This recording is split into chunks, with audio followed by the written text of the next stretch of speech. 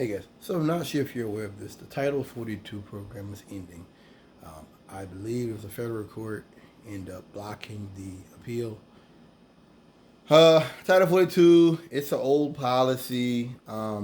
Basically, in case of like contagious disease, the government could just expel people without really cuts a lot of red tape in expelling them out of the country. I'm hearing people talk about how this is like a white supremacist thing, and this is like racism. It was a racist policy. You're missing the forest for the trees. Using Title 42 back in March of 2020 to expel migrants was disaster capitalism at its finest. What does that mean? Disaster capitalism is the idea, I believe this, many others do too. Naomi Klein put it out over a decade ago, in which she recognized that when you have these diseases, disasters, whatever, pop up that could have been averted but are not, they're using it to kind of move society. You understand?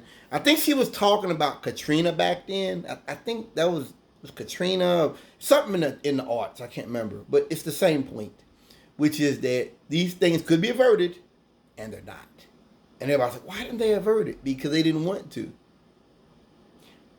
This is why I always make the point that what Trump showed me that I didn't realize before, you shouldn't think that because a law is something, or because there's current policies preventing something, that Republicans won't do something. You shouldn't think that because you have gay marriage today, you'll have it tomorrow.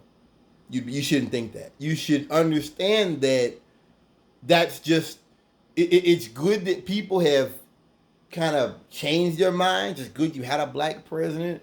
It's good you have interracial marriage. It's good you have acceptance of these things. But all it takes is one disaster or one event to erase it all. And that's what Title 42 should be looked at as. That in an emergency, in a disaster, they can change, they can transform society in a minute, very quickly. And that's what Republicans do. They're not really interested in, averting damage. That's why when they talk about, I think Trump cut trade to China, or he cut population to China or something. It didn't matter anyway. That was already, like, it didn't matter anyway. That was already, they were already doing that. It was too late. He talks about cutting flights to China. That wasn't about the COVID thing. And we know that now based upon the Bernstein talks that he had, where he said he downplayed COVID for the election. That's his words, not mine. So I just want to make that point that if that you shouldn't look at this as white supremacy. You should understand this to be disaster capitalism. Like I said, which is that we're not going to avert the next disaster. We're going to use it to move society. You've seen it with the trying to discipline the workforce.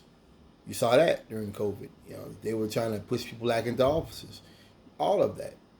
This is why I say, don't think that because something is right now that we have moved forward as society, you must never lose sight of the fact that you're working class.